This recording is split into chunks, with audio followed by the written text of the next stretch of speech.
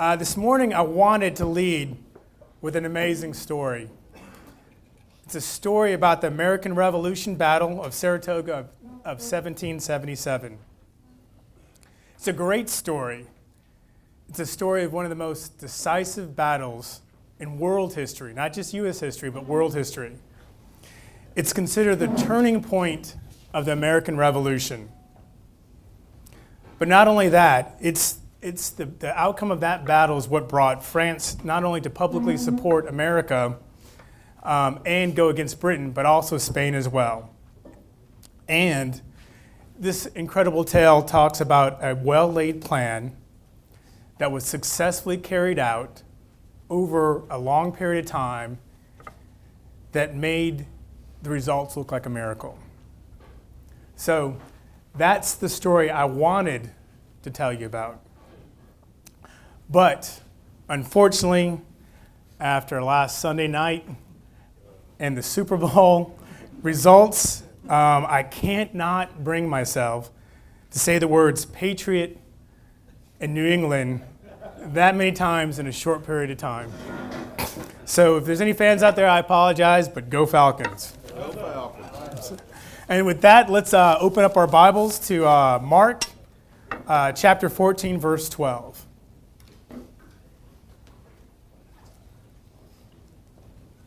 And while y'all are getting there, I'm going to go ahead and recap where we were last week. So last week, James brought the message, and he talked about not only the extravagant behavior of Mary anointing Jesus with very expensive perfume, but also the scandalous plotting of Judas to portray Jesus. And that brings us to verse 12, and I'll read it. On the first day of the festival of unleavened bread, when it was customary to sacrifice the Passover lamb, Jesus' disciples asked him, "Where do you want us to go and make preparations for you to eat the Passover?" So what we have going on right here is we have a time where they have the Passover meal, followed immediately by the festival of unleavened bread. And these two celebrations are huge celebrations in the Jewish religion and history, in celebration and in honor of Israel's deliverance out of slavery in Egypt. Matter of fact, this is one of the three major Jewish festivals, which are called pilgrimage festivals, or these are festivals or events when the Jewish people would actually journey to Jerusalem to visit the temple. So with that, there was all sorts of rules and regulations and different customs that you needed to follow for Passover and for the festival of unleavened bread. Matter of fact, in Exodus, there's a whole chapter dedicated to how to celebrate Passover and the festival of unleavened bread. They even have one verse in it's actually verse 7 in chapter 12 that says that celebrating this festival is a mandate from God. And I'll read it to you. It says, "Celebrate the festival of unleavened bread, because it was on this very day that I brought your division out of Egypt. Celebrate this day as a lasting ordinance for the generations to come." So we're starting to kind of get the idea of how important this event was to not only Jesus, but his disciples as well. I mean, there's a magnitude and its importance. There's rules and regulations as far as where they could celebrate Passover, how, where, and where they could sacrifice and prepare the Passover lamb. So I don't think it's very difficult to imagine if you're one of the disciples or some of the disciples becoming a little anxious, a little worried about where they're going to celebrate the event, the Passover, where they're going to go, and what they're going to do. Matter of fact, I'd probably be one of those disciples just tugging on Jesus' robes, going, "Where are we going? What are we doing?" A little anxious that way. So Jesus responds to his disciples in verse 13. So he sent two of his disciples, telling them, "Go into the city, and a man carrying a jar of water will meet you. Follow him." So before we get into how cryptic that sounds for Jesus, we can cross-reference Luke chapter 22, verse 8, and find out that the two disciples that were sent were Peter and John. But this verse we just read is very different from other passages we read in the Gospels about how they describe or talk about Jesus and his the way he works through different physical plans. Usually he's much more straightforward. Matter of fact, sometimes, lots of times, he's so straightforward and direct with his plans that many of his disciples and his followers are concerned that he's going to walk straight into the hands of his enemy or a trap. But here it's a little different. Here it's cryptic. He says again, a man carrying a jar of water will meet you, follow him. So as I mentioned at the beginning, this is a huge festival. Everybody's converging on Jerusalem to go to the temple. I mean, it's very crowded, and Jesus is sending 2 disciples to find a man carrying a jar of water and then to follow him. I mean, how difficult is this going to be for them? And is it going to take an actual miracle for them to find the right man, to follow the right person? Well, if we dig a little deeper, we find out that it's not as difficult as it first seems. One of the first things I found out is that in biblical times, or in this times right there, that it's usually was the place historically for women to carry the water. So a man carrying the water would stand out a little bit more. And so maybe this isn't going to be as difficult or create such a miracle as we think it needs. Maybe Jesus has plans and preparations as well as miracles. But the other question we ask ourselves, or I have asked myself, is, was this lack of detail intentional? Did Jesus have a plan? Did he have a plan that involved keeping those who plotted against him away from him and his disciples as they celebrated the Last Supper?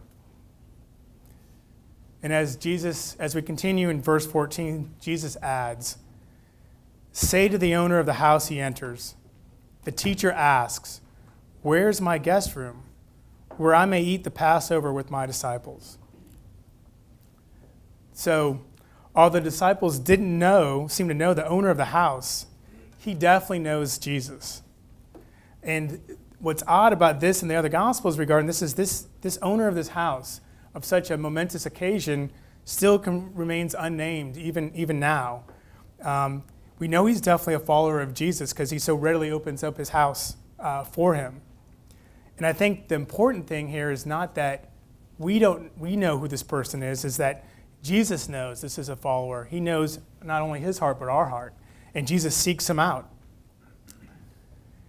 And in verse 15, Jesus continues with his direction. It says, "He will show you a large room upstairs, furnished and ready. Make preparations for us there." So we're talking about a room upstairs. When you're looking at that, it makes me think, and I started looking into it, is that could this be Jesus' way of telling his disciples and his followers of relaying to prepare your inner room for him, your room upstairs? That's what's important. This gentleman, this unknown disciple that we're talking about here, it seems like he's definitely gone to troubles to be ready for Jesus and his disciples. And again, maybe this is what Jesus is relaying to us in the future, not only then his followers then, but to us now, is to be prepared so that he may enter when we prepare for him. And then in verse 16, it continues. "The disciples left, went into the city, and found things just as Jesus had told them. So they prepared the Passover." And I'm going to read that again, that simple little verse. "The disciples left, went into the city, and found things just as Jesus had told them. So they prepared the Passover." So just a few verses ago, we're talking about Jesus having cryptic messages, sending his disciples into some unknown areas to do things they're not quite sure how are going to work out. But just as Jesus had told them, it's exactly the way he said it was. Everything worked out. And isn't that often the case? Isn't that always the case, that things work out just as Jesus has told us? It seems, in reality, the only time there is really uncertainty is when we leave it up to ourselves instead of putting things in God's hands. And when I read that verse and read it over, I felt like that one verse and the lesson behind that was talking to me not only personally, it was almost practically shouting at me. because that verse is really speaks to me in ways that I have challenges. I mean, there's been too many times that I've questioned what God has in store for me. There's been too many times that I've panicked that my plans would fall apart. Not God's plans, but my plans. And too often, I've overreacted to the unimportant. As I mentioned previously, last Sunday's Super Bowl was probably the most recent. Still don't understand how that's working into God's plan, but I'm going to move on from that. Again, this is something I struggle with on an ongoing basis.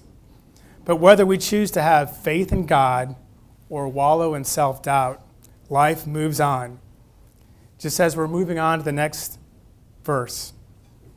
And verse 17 reads, "When evening came, Jesus arrived with the 12. So for you guys out there that are either in the hospitality or special event industry or anybody that's planned a party or an event, what's happening right now is the culmination of all the hard work. This is where you can breathe a sigh of relief.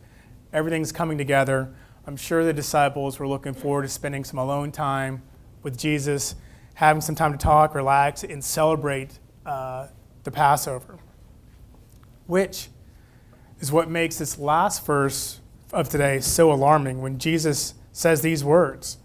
It says in verse 18, while they were reclining at the table eating, he said, "Truly I tell you, one of you will betray me, one who is eating with me."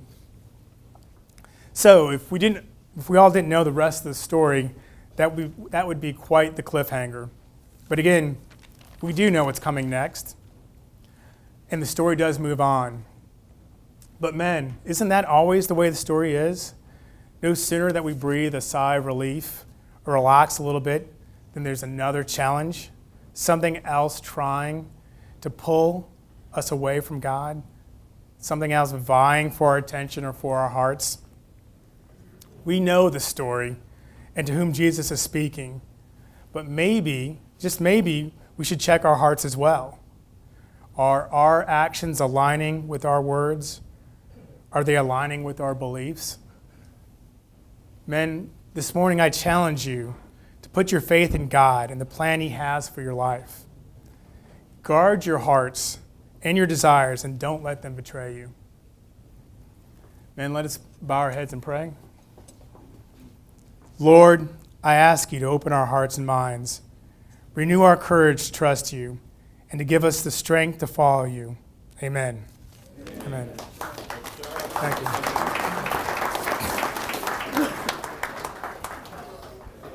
Good job.